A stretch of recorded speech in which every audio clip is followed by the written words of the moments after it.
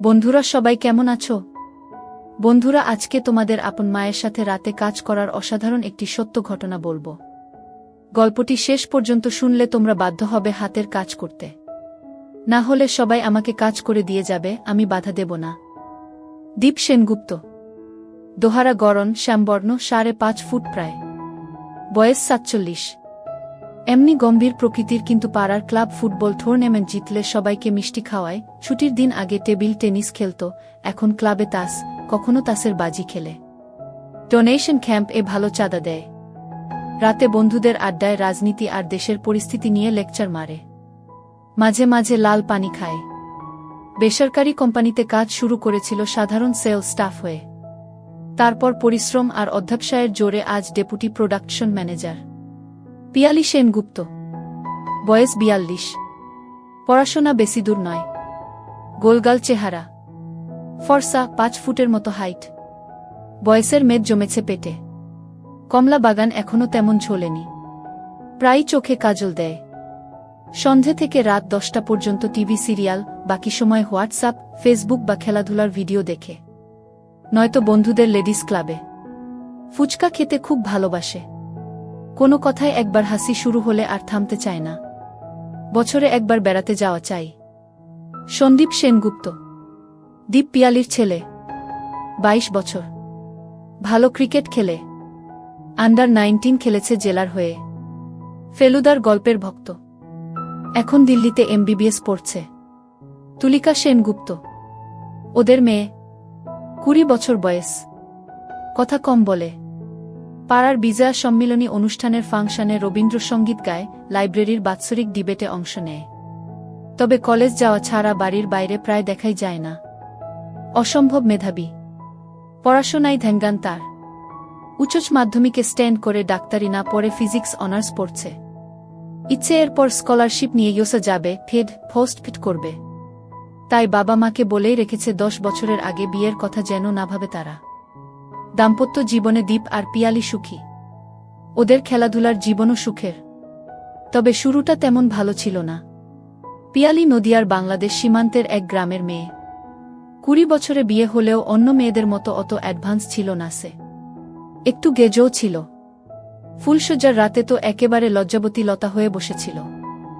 একটাও কথা বলেনি দীপের সাথে। আর দীপও জোর ফলাতে চায়নি। দীপের তখন মাত্র 25। পিয়ালিকে কাজ করে দিয়েছিল 1 মাস পর।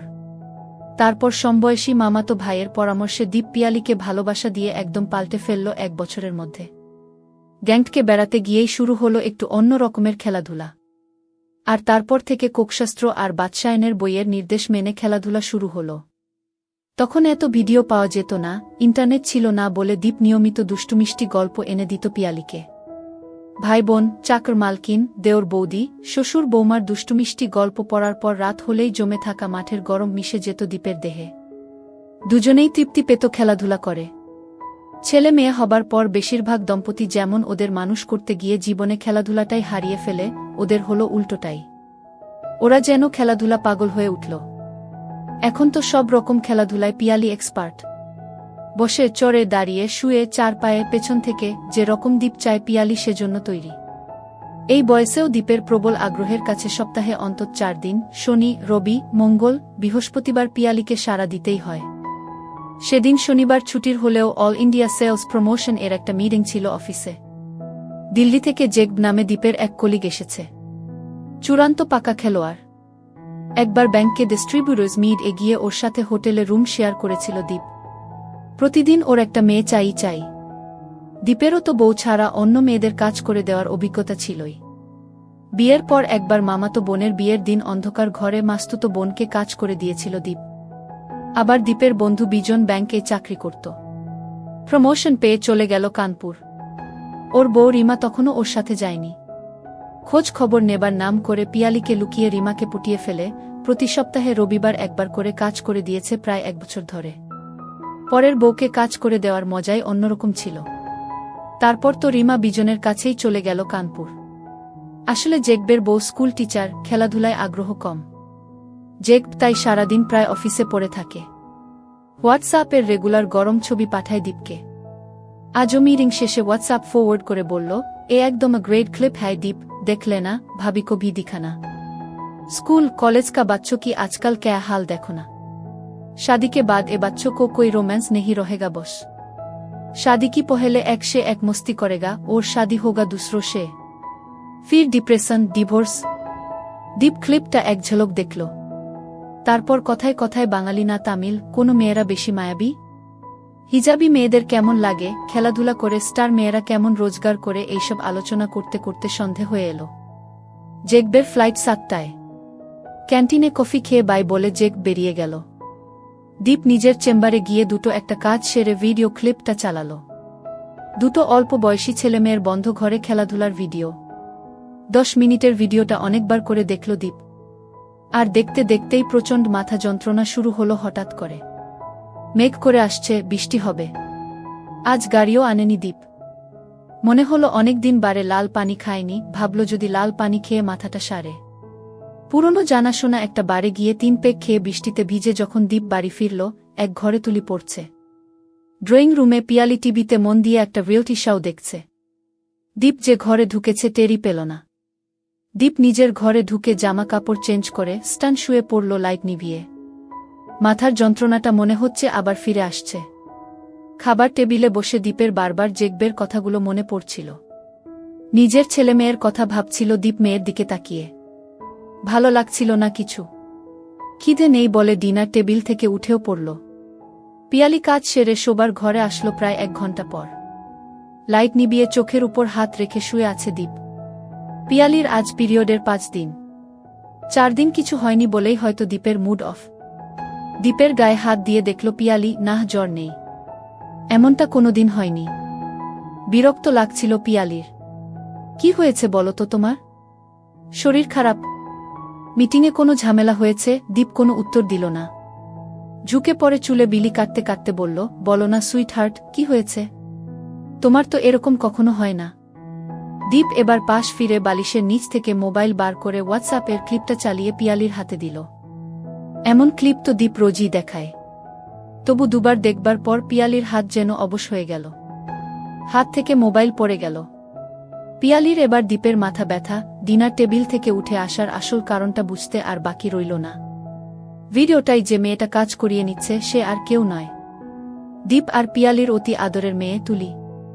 তুলিকা। কিছুক্ষণ কথা নেই। তারপর পিয়ালির গলা কেঁপে উঠল। কাঁদো কাঁদো গলায় বলল, হ্যাঁ গো, এখন কি হবে? কি আবার হবে? ভাইরাল হবে আরও। আত্মীয় স্বজন দেখবে, পাড়া প্রতিবেশীর মোবাইলে যাবে গু। এবার হাউ হাউ কেঁদে ফেলল, হায় ভগবান, কি অন্যায় করেছি আমরা। মেয়ের এমন কাজ দেখতে হলো। শয়তান মেয়ে, মরে গেলি না কেন? এক হাত দিয়ে দীপকে ঠেলা দিয়ে বলল, আমি যাচ্ছি যাচ্ছি তুলির কাছে, আমাকে জানতেই হবে সব গু। পিয়ালির হাতটা টেনে ধরল দীপ। একদম না, যা হবার হয়ে গেছে। মা হয়ে তোমাকে এসব কিচ্ছু জিজ্ঞেস করতে হবে না। সম্মান তো যা যাবার গেছেই গু। ফুপিয়ে কাঁদতে কাঁদতে চোখের জলে সারা রাত জেগে কাটালো পিয়ালি। একটার পর একটা সিগারে খেয়ে পায়চারি করে রাত কাটল দীপের। ভোরের দিকে বোধহয় একটু ঘুম এসেছিল। ভাঙল নটায়। তুলিকা সায়েন্স কলেজে একটা ফিজিক্স সেমিনারে বেরিয়ে গেছে। বাজারে যেতে আর ইচ্ছে করছিল না। পিয়ালিও রান্নার মেয়েটাকে বলল, ফ্রিজ খুলে দেখ, তোর যা খুশি রান্না কর গু। সারাদিন থমথমে মুখে নিশ্চুপ কেটে গেল দুজনের। রাতে খেতে বসে তুলির সামনে প্রাণপণ চেষ্টা করল স্বাভাবিক থাকার। সোমবার অফিস থেকে ফিরে চা খেতে খেতে দীপ বলল, আমার ট্রলিটা গুছিয়ে দাও, কাল ট্যুর আছে গি। কোথায়? চেন্নাই। স্টেক হোল্ডারদের সাথে, তারপর মার্কেটিং চেইন। দিন 7 লেগে যাবে। রাতে বিছানায় শুয়ে ফের বলল পিয়ালি, ভাবছি তুমি চলে গেলে ওকে জিজ্ঞেস করবই গে। ভীষণ রেগে গেল দীপ। কি জিজ্ঞেস করবে? কাকে দিয়ে কাজ করিয়ে নিয়েছে? নাকি কতবার কাজ করিয়ে নিয়েছে সেটা? তোমায় সত্যি কথা বলবে তুলি? মাঝখানে আমাদের সম্পর্ক আর স্বাভাবিক হবে না। আর ওর পড়াশোনার 12টা বাজবে। আমার দিব্যি রইল, কিচ্ছু জিজ্ঞেস করবে না তুলিকে। মনে থাকে যেন গু। চেন্নাই পৌঁছে স্টেক হোল্ডার কৈফিয়ত দেওয়া, বসেদের ঝাড়, আর হোটেলে ফিরে পরের দিনের প্ল্যান, মার্কেটিং এজেন্টের ট্রেনিং, ব্লুপ্রিন্ট বানাতে বানাতে 1-1:30 বেজে যেত। ভিডিওর ব্যাপারটা মাথা থেকে কখন নেমে গেছিল দীপের। তখন হয় চাকরি বাঁচানো, নয় প্রমোশনের চিন্তা। অনেক পরিশ্রম করে দীপ এই জায়গায় পৌঁছেছে। এর কাছে নিজের মেয়ের ফাঁস হয়ে যাওয়া ভিডিও তো তুচ্ছ। 5 দিনের মাথায় দীপ একটু হালকা হলো। রাতে একটু লাল পানি হলে ফ্রেশ লাগে। এতদিন হোয়াটসঅ্যাপ খোলারও সময় পায়নি। খুলে দেখল নানা রকমের জোকস, ফেক নিউজ, অজস্র গুড মর্নিং আর গুড নাইট। দিল্লি থেকে জেক আবার কতগুলো ছবি পাঠিয়েছে। গ্রামের মেলায় একটা নাচের ক্লিপ। দর্শকদের মধ্যে বাচ্চা বুড়ো এমনকি মহিলাও রয়েছে।